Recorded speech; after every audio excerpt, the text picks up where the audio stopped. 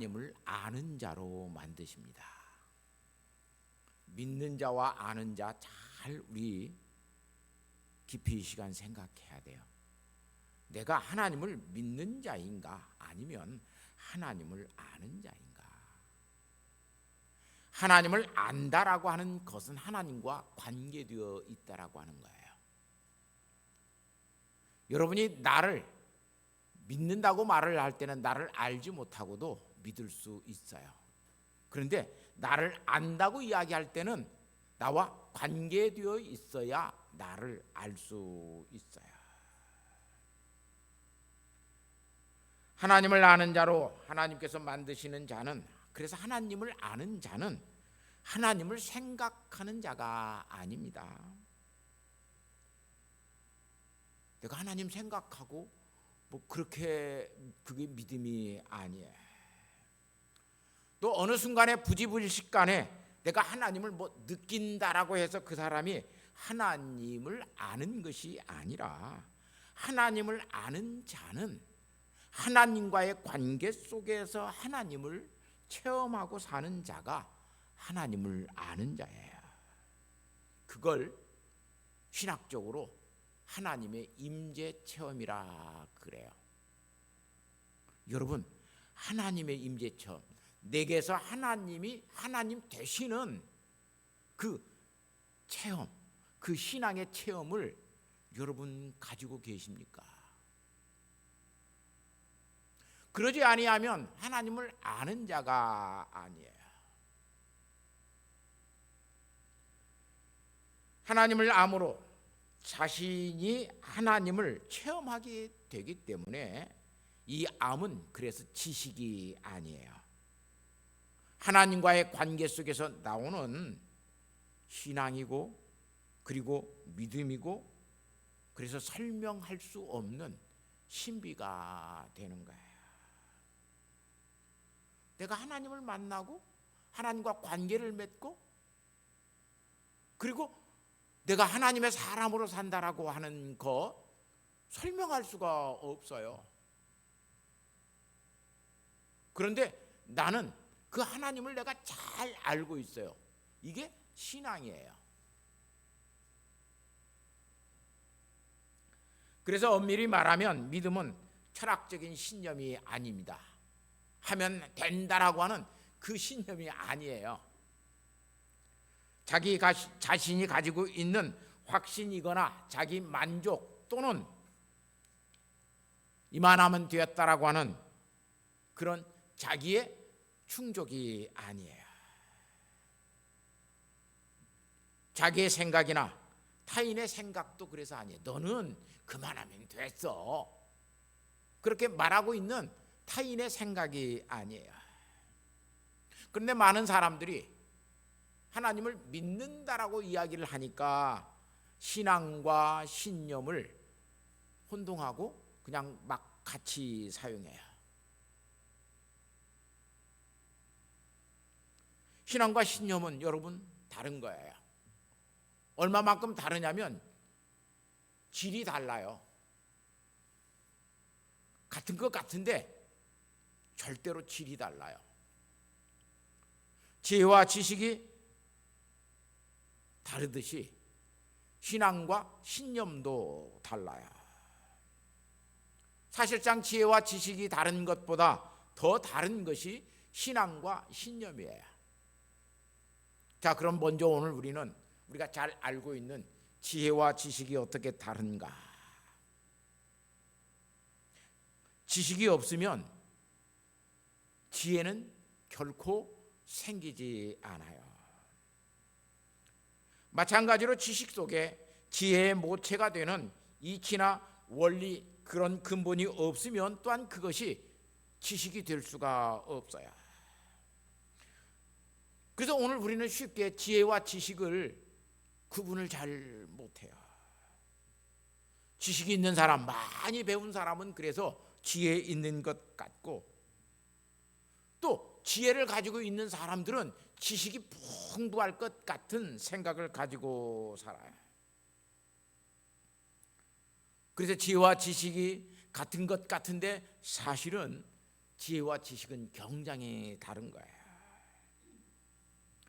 어떻게 다르냐면 지식은 과거적인 거예요. 지식은 전부 다 과거예요. 그런데 지혜는 과거가 아니에요. 지혜는 미래에 있어요. 지식은 변하지 않는 실체예요. 한번 그게 지식이 딱 됐으면 그건 지식으로 그냥 굳어져 있어요. 절대로 안 변해요. 그러나 지혜는 변화하는 진리예요. 많은 사람들이 진리는 변하지 않는다라고 하는 것을 이야기해요. 그러나 사실상 엄밀한 의미에서 말하면 진리는 변해요. 진리가 변하지 않는다라고 생각하는 사람은 지식이 진리라고 생각하기 때문에 그래요. 지식은 안 변해야 돼요. 변하면 안 돼요. 쉽게 한번 생각해 봅시다. 하나님이 진리이십니다. 그래서 진리이신 하나님은 안 변한다고 생각을 합니다. 하나님이 변화버리면 하나님이 아니시지 않느냐 그래요. 상황과 여건에 따라서 바꾸어지고 변해버린다면 그게 어떻게 진리냐고 이야기를 해요.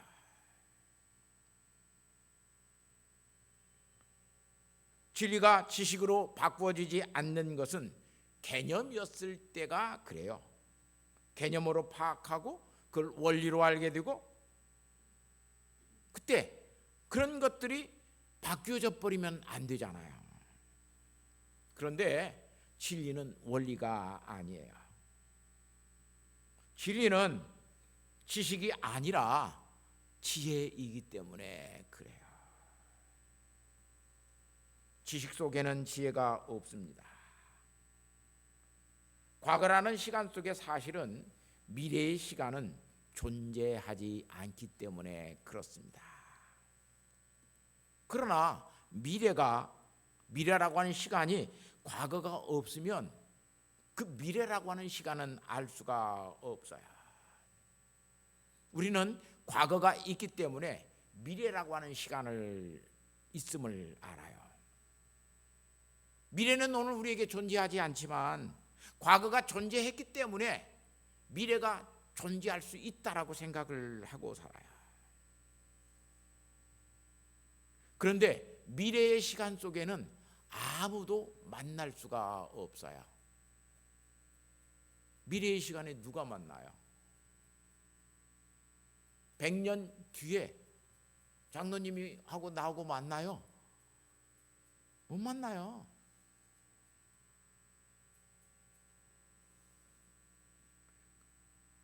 이 미래의 시간 속에는 만날 수가 없어요. 그 미래의 시간 속에 만나게 되는 진리는 과거의 진리가 아닌 그래서 변화된 진리예요. 과거의 진리가 아닌 미래 속에서 변화된 진리를 오늘 우리는 만날 수 있어요. 자, 하나님이신 그럼 예수님은 진리이십니다. 이 하나님은 과거에도 하나님이셨고 지금도 하나님이시고 미래에도 하나님이셔요. 이 하나님이 과거에 말씀으로 세상을 창조하셨습니다. 요한복음 1장 1절 말씀에 보니까 하나님이 말씀으로 창조했다라고 하는 것을 사도 요한은 이렇게 오늘 우리에게 이야기하고 있어요. 태초에 말씀이 계시니라. 이 말씀이 하나님과 함께 계셨으니 이 말씀이 곧 하나님이시다. 말씀 니꼬로 수학적으로 말하면 하나님 그래요. 하나님과 말씀은 동전의 양면과 같아서 이쪽 면을 뒤집으면 말씀이고 저쪽 면을 뒤집으면 하나님이래요. 자, 이 사도 요한이 말하고 있는 이 하나님에 대해서 아주 몇천 년 전 과거의 시점으로 돌아가서 놓고 보면 태초의 그 시간 속에 하나님은 어떤 하나님이신가를 알 수 있어요. 창세기 1장 3절 말씀에 하나님이 이르시되 빛이 있으라 하시니 빛이 있었고, 하나님이 이르시되 물 가운데 궁창이 있어 물과 묻을 나누라 하시니 거기에 하늘이 생겨났다라고 이야기해요. 궁창이 하늘이라고 이야기해요. 이렇게 하나님은 창세기에 놓고 보면 하나님, 하나님의 영, 말씀, 이렇게 세 존재가 계셔요. 그렇게 세 존재로 계시되고 있어요. 알려지고 있어요. 그래서 여기에 삼위일체 하나님이셨구나 라고 하는 것을 오늘 우리가 신학적으로 아는 거예요. 이 진리이신 하나님이, 예수님이 그런데 말씀으로만 계시지 않고 그 말씀으로 계셨다가 창세기 1장 26절에 가서 보면 말씀으로만 계시지 않아요. 우리의 형상을 따라 우리의 모양대로 우리가 사람을 만들고, 그리고 27절에 자기의 형상으로 사람을 창조하시되 여자와 남자를 창조하셨다 그래요. 하나님이 남자와 여자로, 하나님의 형상이 남자와 여자로 되어졌다라고 이야기를 해요. 그리고 그 하나님이, 그 진리신 하나님이 말씀이었고 진리이셨던 그 예수님이 남자와 여자의 형상으로 그들에게 창조되었고, 그리고 그들에게 하나님만이 가지고 계시는 절대 주권을 그들에게 주었다라고 그래요. 창세기 1장 28절 말씀에 하나님이 그들에게 복을 주시며 생육하고 번성하여 땅에 충만하라, 땅을 정복하라, 바다와 물고기와 새와 하늘의 새와 땅에 움직이는 모든 생물을 다스리라. 하나님이 가지고 계시는 주권을 하나님의 형상으로 만들어진 아담과 하와에게, 여자와 남자에게 그 주권을 다 주셨어요.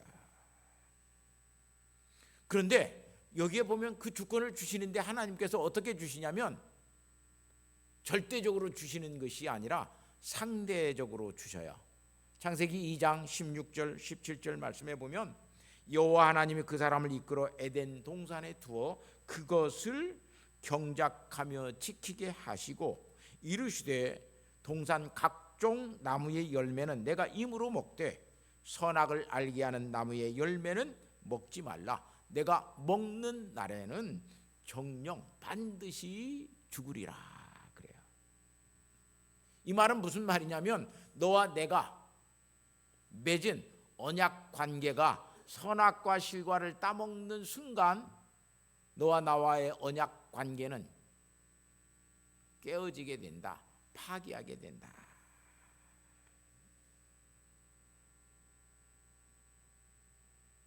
진리이신 하나님이 말씀이 되었다가 사람이 되었다가 사람에게 있는 절대 주권에 맡겨주는 그런 일들을 하셨다가 예수 그리스도가 그렇게 계속해서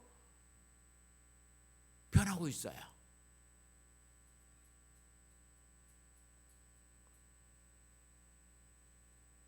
진리의 변함을 전하려고 하다가 계시신학의 실체라고 하는 아주 중요한 신학적 부분을 제가 여러분에게 이야기를 했어요. 너무 어려울 거예요, 여러분들. 요약하면 이런 말이에요. 지식의 진리는 변하지 않지만 지혜의 진리, 인격의 진리는 변한다라고 하는 이야기를 하고 싶어서 그래요. 왜? 하나님에게는 인격이 있기 때문에 그 인격의 진리는 변하는 거예요.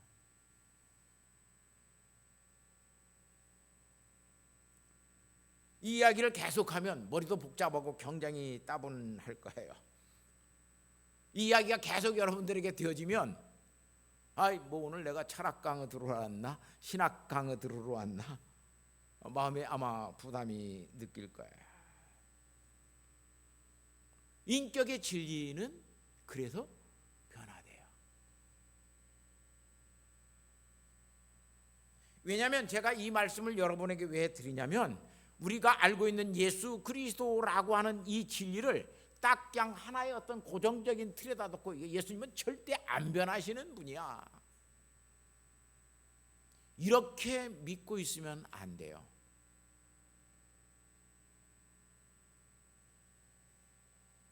그렇게 믿고 있으면 여러분의 신앙은 지식에서 나오는 신앙이지 정말로 예수 그리스도를 아는 그 믿음에서 나오는 그런 신앙은 아니에요. 자기 신념으로 예수를 믿는 거예요. 오늘 본 말씀에 나오는 이 부자라고 하는 사람도 신념의 신앙을 가지고 있습니다. 신념의 신앙으로 영생이 있다라고 하는 것도 알아요. 또 얼마나 이 사람이 대단한 사람이냐면 계명을 어려서부터 다 지켰다고 이야기해요. 여기 이 계명 정말 어려운 계명이에요. 간음하지 말라, 살인하지 말라, 도둑질하지 말라, 거짓 증언하지 말라, 내 부모를 공경하라. 부자였어요. 간음하지 않고 살기가 쉬웠을까요? 돈 있으면요 사람들 다 그 짓 하고 싶어 해요. 물론 사람을 죽이는 살인은 안 할 수 있듯 미워하지 않고 살았을까요? 살다 보면요 얼마나 미운 사람들이 많이 생기는지 몰라요. 정말로 손봐주고 싶은 사람들이 많이 생기잖아요. 도둑질은 안 하고, 부자니까요 도둑질 안 하고 살았을까요? 부자가 더 도둑질해요. 거짓말은 정말 안 하고 살았을까요? 그런데 이런 것들 다 어려서부터 내가 잘 지켰나다. 얼마나 대단한 사람인지 몰라요. 이렇게 계명을 잘 지켰던 이 신념의 신앙을 가졌던 아주 이 훌륭한 믿음의 사람은 예수님을 믿는, 예수님과 관계되어져서 예수님을 따르는 그 믿음을 갖는 사람은 되지 못하였어요. 분명히 자기 신념이 있어요. 자기 확신이 있어요. 내가 이거 어려서부터 다 잘 지켰나이다라고 하는 자기의 만족도 있어요. 나는 참 율법대로 말씀대로 잘 사는 사람이야. 어려서부터 내가 이것을 잘 지켰나이다. 대단한 사람이에요. 저는 어려서부터 모태의 신앙 자라서 세상적인 일도 별로 하지 않고 그냥 목사가 돼서 평생 목사로 살다 죽어요. 정말 내가 이렇게 어디에 가서 말할 수 있는 그런 삶을 살았을까?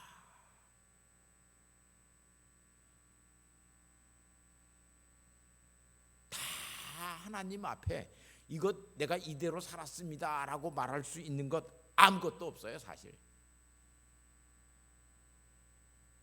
그런데 이 사람은 이 계명을 다 지켰나이다. 정말 놀라운 신앙을 가진 사람이에요. 요한복음 14장 15절 말씀에 너희가 나를 사랑하면 나의 계명을 지키리라. 얼마나 하나님을 사랑했으면 이 계명들을 다 지키는 사람들이 되었을까? 하나님의 계명을 지키는 하나님을 사랑하는 자임을 알 수 있습니다.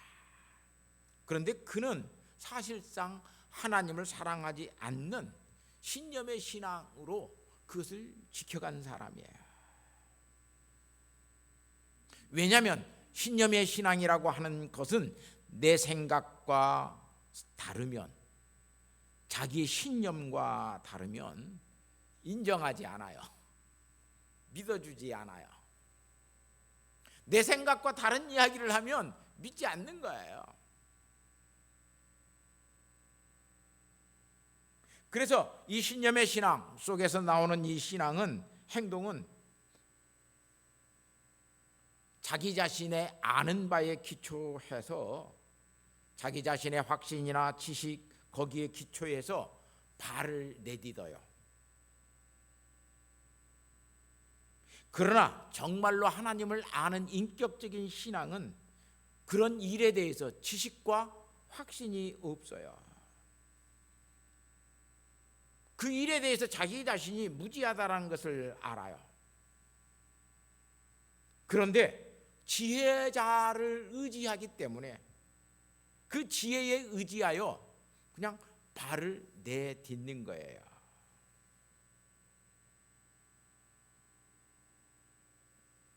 확신이 있기 때문에 그거 하는 거 아니에요.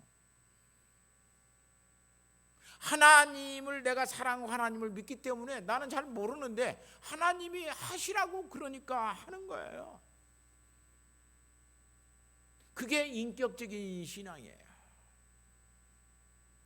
히브리서 그래서 11장 8절 말씀에 아브라함에 대해서 이렇게 이야기해요. 믿음으로 아브라함은 부르심을 받았을 때에 순종하여 장래의 유업으로 받을 땅에 나아갈새 갈 바를 알지 못하고. 이 말을 읽을 때마다 참 아브라함 무지했구나. 갈 바를 알지 못하고 나아갔으니, 지혜이신 하나님을 믿고 순종했다라고 하는 이야기예요. 그것이 아브라함에게 있었던 믿음이에요. 그래서 아브라함이 믿음의 조상이에요. 사랑하는 성도 여러분, 왜 성경이 하나님의 말씀이냐면, 성경의 말씀을 믿고 알게 되면 신념의 신앙을 가지고 사는 것이 아니라 하나님을 참으로 경외하는 믿음, 그 인격의 신앙을 가지고 살아요. 그래서 신앙이 지식이 아니라 하나님과의 나와의 관계되어 있는 것임을 알게 되고, 아브라함이 하나님과 이렇게 관계되어 있고, 내가 하나님과 이렇게 관계가 되어 있구나 라고 하는 것을 알아요. 그 관계됨에서 하나님이 나 자신을 믿어준다라고 하는 것도 알아요. 나 또한 나를 믿어주시는 그 하나님을 믿는 그 관계 속에, 신앙의 관계 속에 내가 있게 되기 때문에, 그래서 하나님을 무한히 신뢰하는 믿음이 생겨나게 되는 거예요. 하나님을 무한히 신뢰할 수 있는 믿음, 그게 참 믿음이에요. 이 경외의 신앙이 인격적인 신앙인 거예요. 그 신앙은 하나님을 사랑하지 않고는 견딜 수가 없어요. 이번 근본 기도의 설교가 여러분들에게 너무 어려웠다라고 하는 생각을 들어요. 굉장히 제가 쉽게 하려고 노력을 하는데 어려울 수밖에 없어요. 그냥 여러분에게 제 설교를 단답형으로 예수 잘 믿고 잘 살면 하나님께서 복 주셔서 우리는 잘 살고 세상도 이기고 삽니다. 하루에 기도 10시간씩 하십시오.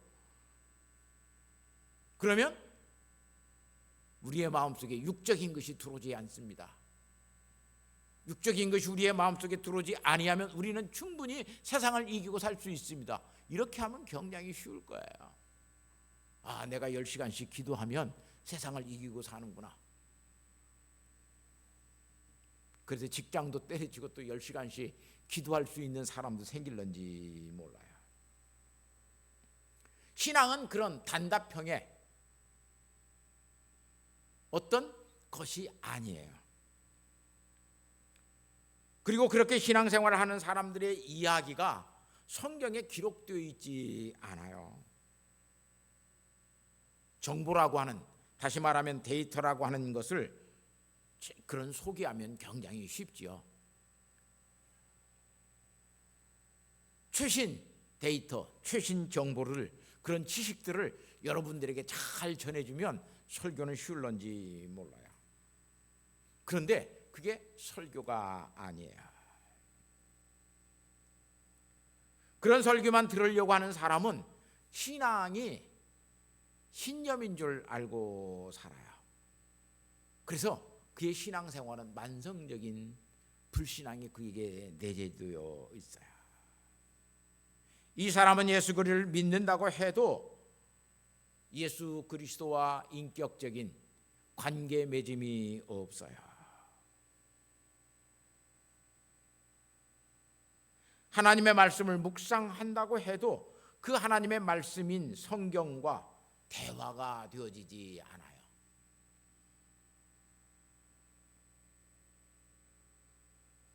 대화가 없기 때문에 과거에 지식이 된 사실을, 사건 속에서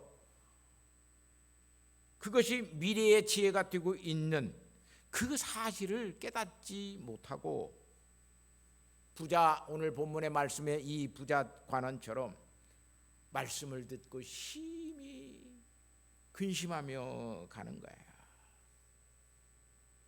근심, 데릴리오투포스라고 하는 이 헬라 말인데 크게 절망했다라고 하는 거예요. 극도로 당황해서 낙담했다라고 하는 거예요. 왜냐하면 자기가 틀렸다라고 하는 것을 아는 거예요. 내 신념이 틀렸어. 이 내 자기 확신이 이거 확신이 아니야. 이건 아니구나, 이거 아니구나. 그럴 때는 이게 답인 줄 알고 왔었는데 이게 답인지 아닐 때는 얼마나 흔들려요. 시험 봐서 100점 맞은 줄 알았는데 채점해 보니까 다 틀린 거예요. 그러면 얼마나 당황스러워요. 오늘 우리가 그렇게 예수를 믿다가 무슨 이단들이 와가지고 이상스러운 성경 쪽지 내리고 막 하면 그냥 내가 이거 틀렸구나 그래갖고 당황해가지고 이단이 옳게 가르친대요. 그래서 이단으로 다 넘어가요 지금. 왜냐하면 인격적인 신앙을 가지지 아니하고 신념의 신앙을 가지고 있다가 그게 틀렸다라고 한 걸 그냥 아는 거예요. 그러니까 이제 문제가 심각해져요. 사랑하는 성도 여러분, 하나님을 아는 지혜의 신앙은 깊어질수록 자기 자신의 자아가 자기 자신의 중심에서 내려오게 돼요. 성경적으로 말하면 그래서 옛사람이 자꾸 멀어지고 옛사람이 죽는 거예요.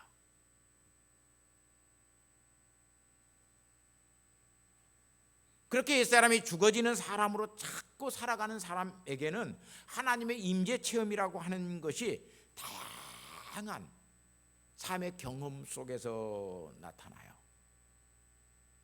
꿈을 꾸었는데도 하나님의 임재를 체험해요.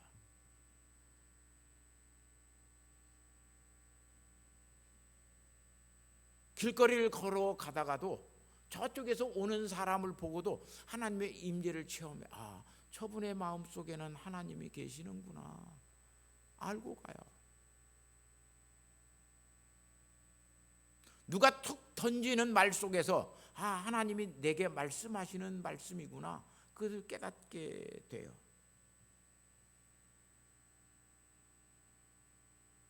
이런 임재 체험을 하게 되면 자기 확신과 자기 만족에서 벗어나게 되는 거예요. 그래서 자기 자신이 어떤 출세하지 못하고 성공함에 있지 못하고 어떤 승리를 누리지 못하고 부자로 살지 못해도 그 사람은요 교만하지 않고 겸손해요. 아니 부자가 되고 권력을 잡고 있어도 그런 하나님의 임재 체험을 하고 있는 사람은 정말 겸손해요. 잠언 11장 2절 말씀에 교만이 오면 욕도 오거니와 겸손한 자에게는 지혜가 있느니라 그래요. 정말 참된 겸손은 내가 하나님을 알 때 주어지는 거예요. 하나님을 모르고 겸손하다라고 하는 것은 그건 가짜예요. 위장하는 거예요. 겸손한 척 하는 거죠. 겸손한 건 아니에요.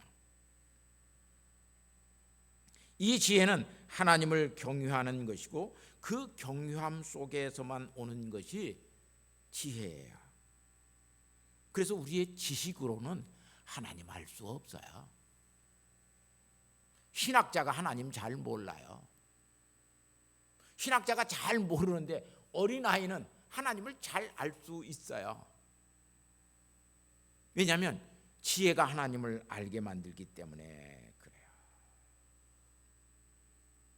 목사님, 나는 아무리 성경을 읽고 늘 신앙생활을 하고 교회가 말하고 있는 그 신앙의 쑥짓대로 내가 모든 것들을 해도 나는 잘 하나님 알 수 없어요. 내게는 왜 믿음이 생기지 않아요? 그렇게 말하는 분들이 종종 많이 있어요.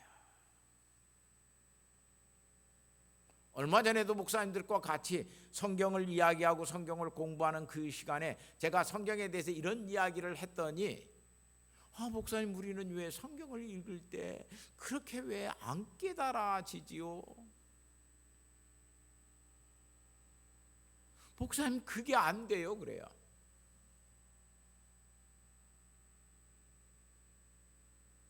왜냐하면 지식으로 보려고 그러니까 그래요.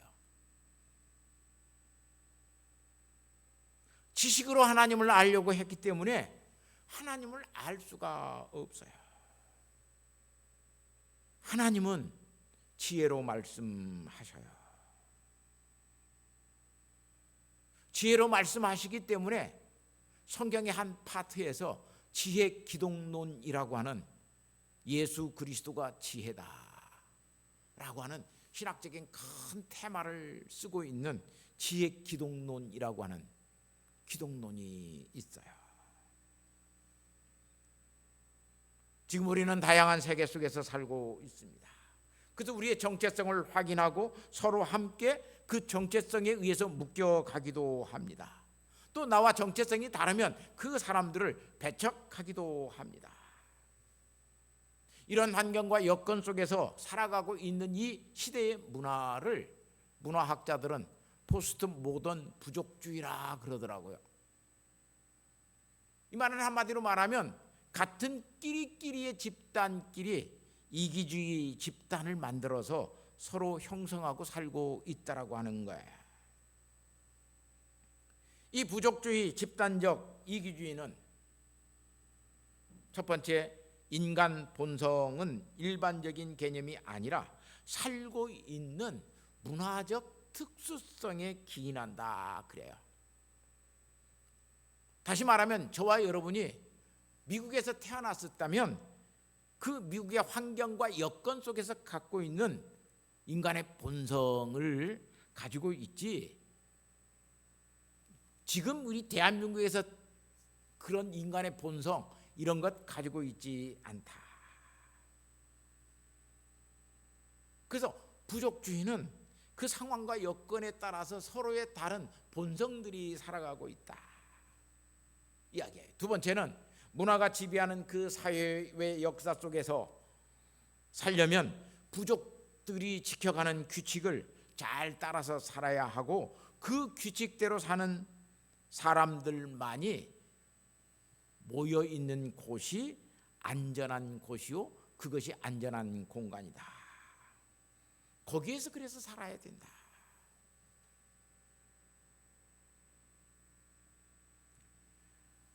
그래서 이 포스트 모던의 이 부족주의는 사람의 정체성을 본능적으로, 우리 사람에게 있는 이 정체성이라고 하는 것은 본능적으로 주어지는 것이 아니라 민족에 따라서, 성별에 따라서, 성적 취향에 따라서 그 외 여러 다른 요소들에 대해서 다 다르게 한다.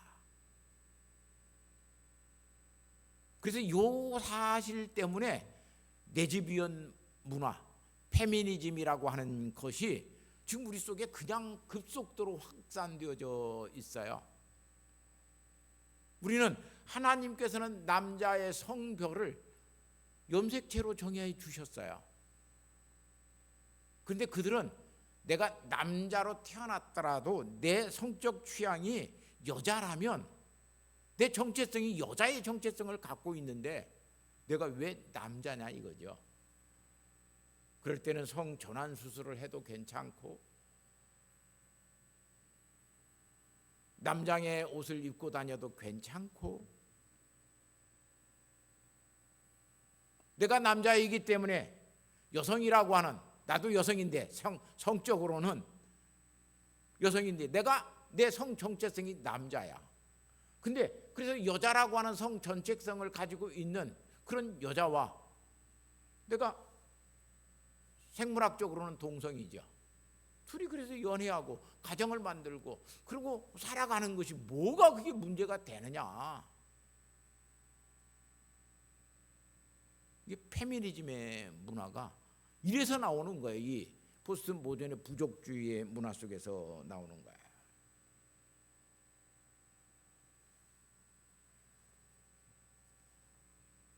그런데 그런 거에 대해서 오늘 우리 교회가 그 잘못됐다 그러면 웃기는 소리 말아라.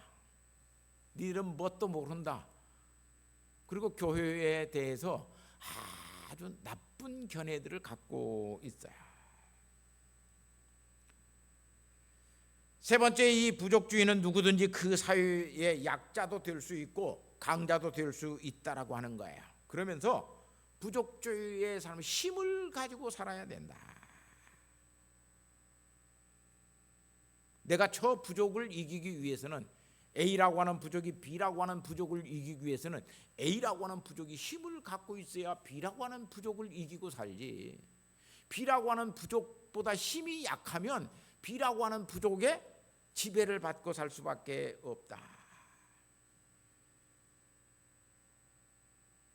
그래서 권력이라고 하는 파워라고 하는 힘이라고 하는 담을 높게 쌓고 그리고 그 부족주의를 지켜가야 부족주의의 우월성이 나타난다 그래요. 이 사회적인 이론을 사람들은요 이런 이론으로 설명을 하더라고요. 우리에게는 모자이크라고 하는 것이 있어요. 그림 맞추기. 여러분들 아마 아이들도 하고 얼마 전에도 우리 설인이가 가지고 와서 할아버지 그림 맞추기 해요. 갖고 왔는데 저는 잘해서 잘 찾아가서 봤는데 나는 이게 무슨 그림인지도 모르니까 잘 안 맞히니까 저보다 못한대요 내가. 그러다가 내가 잘 못하니까 재미없다고 그냥 앉는데요. 근데 그 모자이크 여러분 있으면 그림을 좀 알고 있으면 맞추기 쉬워요. 근데 전혀 모르는 상태에서 맞추려면 상당히 어려워요. 그 모자이크 그 문화적인 모자이크 패러다임을 가지고 그 이전에는 살았어요. 서로가 좀 다르지만 맞춰가면서 살았어요.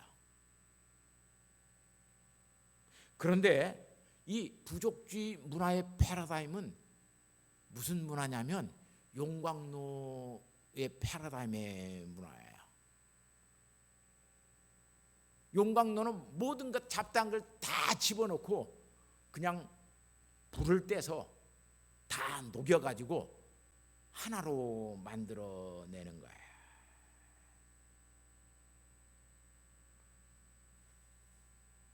그래서 이 용광로 문화 속에서는 다양성이라고 하는 것이 포기되어요. 그것 가지고 있으면 안 돼요.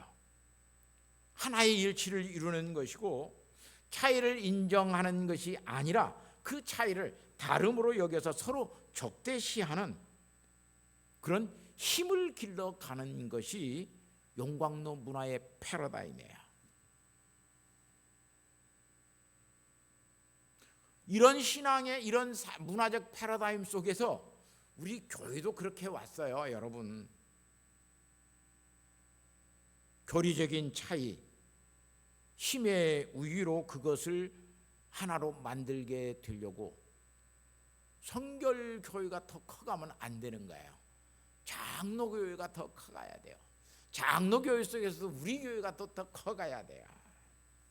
끊임없이 그래서 교단과 교단이, 교회와 교회가, 성도와 성도끼리도 끊임없이 경쟁하는, 누가 잘하냐라고 하는 것을 경쟁하는 사회 속에서 살았어요. 이런 경쟁 심리 속에서 이제는 우리의 그 신념은 교묘히 심리학이라고 하는 것을 통해서 그 부족주의 사고와 행동, 그런 문제의 모든 갈등들을 심리치료 요법으로 종교화했어요. 이 종교화된 이 신앙, 신념이 된 이 신앙 속에 신앙은 영적 차원이라고 하는 것을 완전히 거부해 버렸어요. 그리고 마음의 문제로만 봐요. 마음의 병듦으로만 봐요. 이 심리학이 문제가 되는 것은 뭐냐면 우리 심리 속에, 우리의 마음 속에 하나님의 좌소가 있다라고 하는 것을 전혀 인정하지 않아요.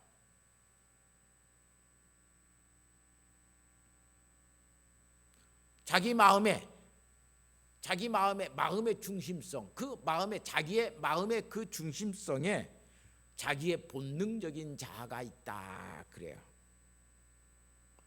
이 본능적인 자아는 나를 인식하는 자아죠. 그래서 내가 인식할 때 나는 참 못난 놈이야. 나는 참 돈도 없고 지지리도 못생긴 놈이야. 나는 참 공부도 못하는 놈이야.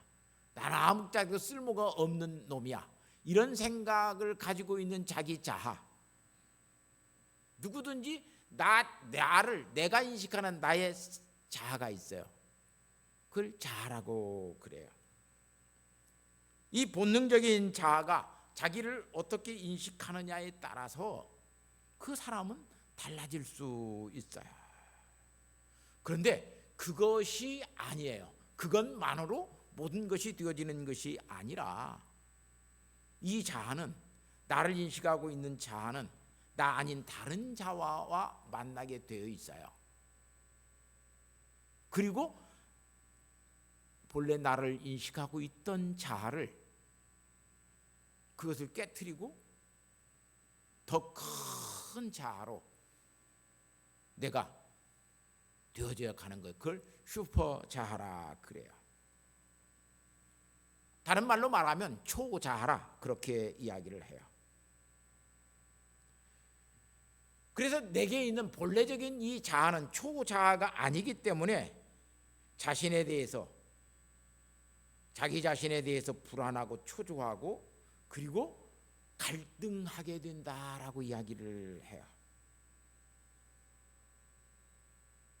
이런 자아들이 부족주의라고 하는 것을 형성하고 그 부족주의에 있으면 서로가 서로에게 평안과 위로를 얻는다고 그래요. 너도 그래서 좋은 거예요. 끼리끼리 모인다라고 하는 건 그래 좋은 거예요. 나만 팔 없는 사람인 줄 알았더니 딱 가서 보니까 다 팔 없는 사람들이 있으면 서로 어때요? 위로를 받아요. 나만 가난해가지고, 그런데 다 가난해가지고 있어요. 그래서 위로를 받는 거예요. 이런 입장에 근거해서 종교적인 형태를 띠고 있는 심리학, 프로이드의 정신 분석학이 시발점으로 해서 이 종교 심리학, 심리가 그 심리학이 종교가 되게 했어요. 이 프로이드의 정신 분석학 그 뒤에 로저스의 인간 중심의 치료라고 하는 치료법이 생겼어요. 그 로저스의 인간 중심의 치료법이 요즘 정신과 의사들이 그 이론 많이 활용해서 정신과 상담해줘요.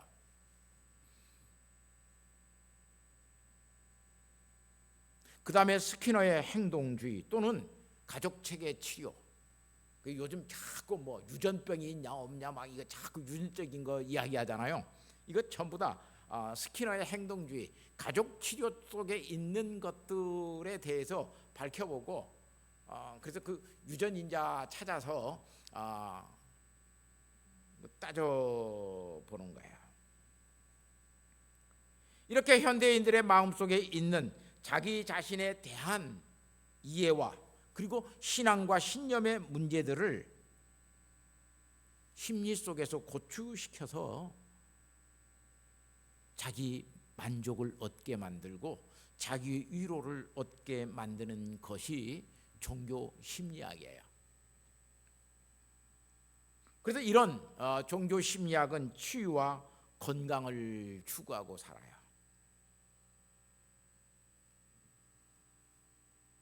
그래서 뭐 하나님의 임재 체험 같은 것 없어도 하나님을 절대적으로 사랑하고 믿지 아니해도 우리의 마음이, 성경은 우리가 하나님을 알므로써 우리의 영혼이 안식을 얻고 마음의 평안을 얻는다고 그래요. 사실상 하나님을 만나지 않고는 굉장히 불안한 삶을 살아가는 것이 인간일 수밖에 없어요. 그런데 그들은 그러지 않아요. 에고라고 하는 자아가 깨지고 슈퍼 에고라고 하는 초자아가 우리의 마음속에 생기게 되면 마음의 평안이 있대요. 마음의 기쁨이 있대요. 그래서 하나님 필요 없이 인간은 마음의 필요를 얻고 살 수 있다라고 이야기해요. 그래서 치유받고 건강의 모든 것들이 되어지면 하나님 사랑하지 않고 살아도 되고 이웃을 사랑하지 않고 살아도 되고, 예수는 믿지만 정말로 예수님처럼 십자가를 지고 사는 삶을 살 필요도 없다라고 이야기를 해요. 그래서 요즘 아무도 예수님처럼 살려고 하는 사람이 없어요. 예수의 삶을 살려고 하는 사람이 없어요. 한 개인으로서 더 많이 풍성한 삶을 살기 위해서 더 많은 물질을 가지게 되고 더 많은 관심과 확신의 모든 것들을 갖기 위해서 우리에게는 서로가 서로에게 관용을 베푸는 것이 필요하다고 이야기해요. 관용주의, 똘레랑스라고 하는, 프랑스 말로 똘레랑스라고 하는 말인데, 똘레랑스라고 하는 것이 그게 그래서 유래돼요. 관용주의가. 또한 수용한다라고 하는 것, 굉장히 좋은 거라고 이야기를 해요. 그리고 서로가 서로를 위해서 필요를 위해 인정하고 존중하고 그리고 배려하고 사는 것이 좋다.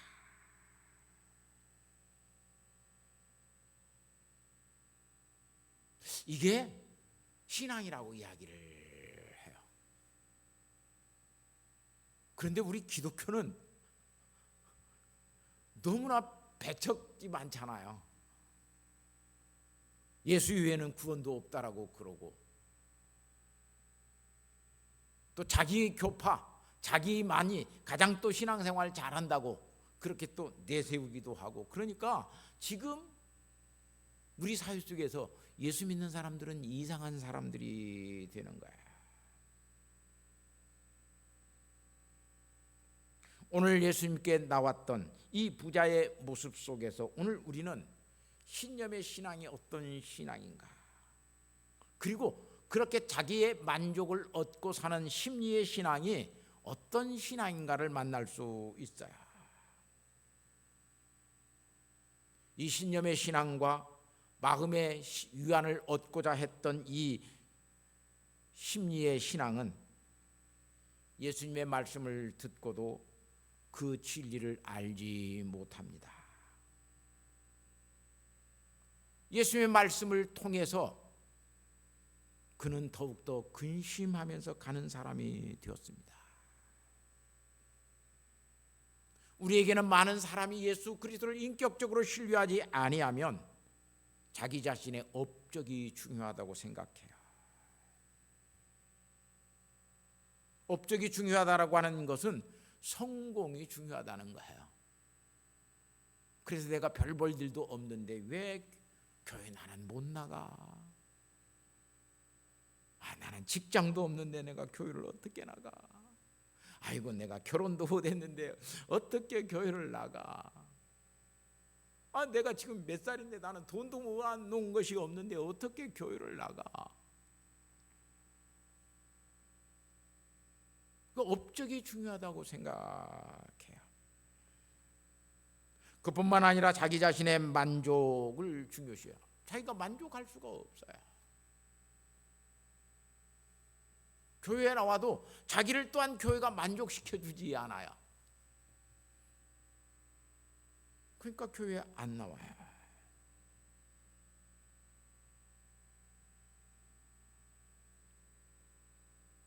내가 정말로 예수를 잘 믿고 구원받았다라고 하는 그런 확신, 그거 생겨나지도 않아요. 그러니까 교회 다닐 필요가 없는 사람들이 되는 거예요.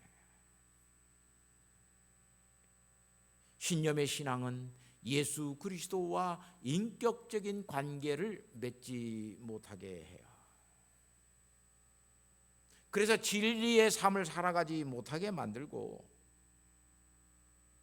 진리 안에서 자유하는 삶을 살지 아니해요. 사랑하는 성도 여러분, 그렇게 사람들의 대다수의 사람들이 자기 만족을 위해서, 자기의 평안을 위해서 예수를 믿어요. 우리는 어떠합니까?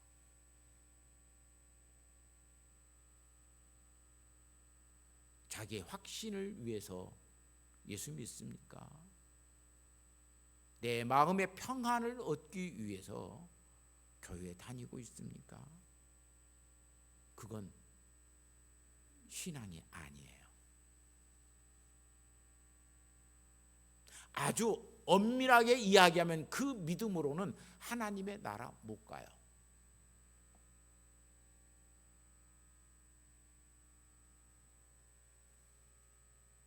지금 이 시간 여러분의 신앙을 점검해 보시기를 바랍니다. 나는 예수 그리스도와 인격적인 관계를 맺고 하나님을 아는 사람으로, 예수 그리스도를 아는 사람으로, 업적이 없어도, 만족이 없어도, 확신이 없어도 하나님을 예배하고 하나님을 사랑하고 하나님을 경외하는 사람으로 사는 사람인가를 이 시간 여러분이 점검해야 돼요. 그래야 믿음으로 살 수 있어요. 그래야 믿음으로 세상을 이기고 사는 성도가 되는 것을 이 시간 깨닫고, 성공을 위하여 예수 믿는 사람, 자기의 평안을 위해서 예수 믿는 사람, 행복을 위해서 예수 믿는 사람 되지 않기를 바랍니다. 기도하겠습니다. 하나님, 나는 어떤 믿음을 가지고 이 시간 예수를 믿는가? 나는 정말 하나님을 아는, 하나님과 관계 맺어진 사람으로 내가 예수 믿는 사람인가? 하나님도 나를 알고 나도 하나님을 알고, 관계는 그런 거예요.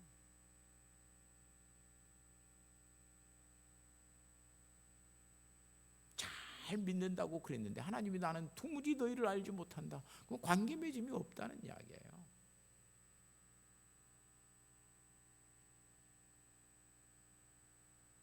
어떤 믿음으로 하나님 앞에 살고 있는지, 믿고 있는지, 우리 효성교회 성도는 정말 하나님과의 관계된 그 관계 맺음을 통해서 신앙생활이 되어지는 그런 성도들 되었으면 좋겠어요.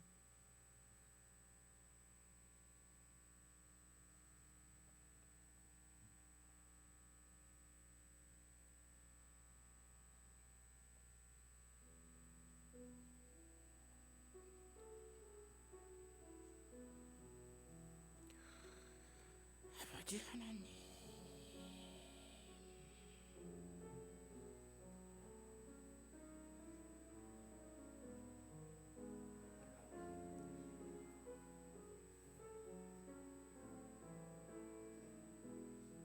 주님 아버지 하나님,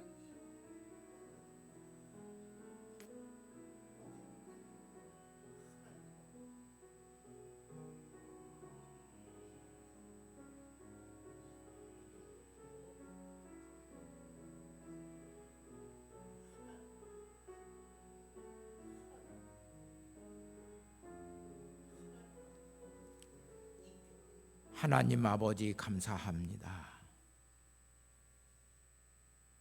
하나님을 믿는 사람이 아닌 하나님을 아는 사람, 성삼위 되시는 하나님과 관계 맺음이 있는 믿음의 사람 되게 하여 주옵소서. 하나님도 나를 알고 나도 하나님을 아는 그 관계 속에 우리를 있게 하여 주셔서 주님을 따르게 하시고 주님의 말씀에 순종하게 하시고 하나님을 변함 없이 사랑할 수 있는 믿음의 사람, 그 경유의 신앙을 갖는 우리 모두가 되게 하옵소서.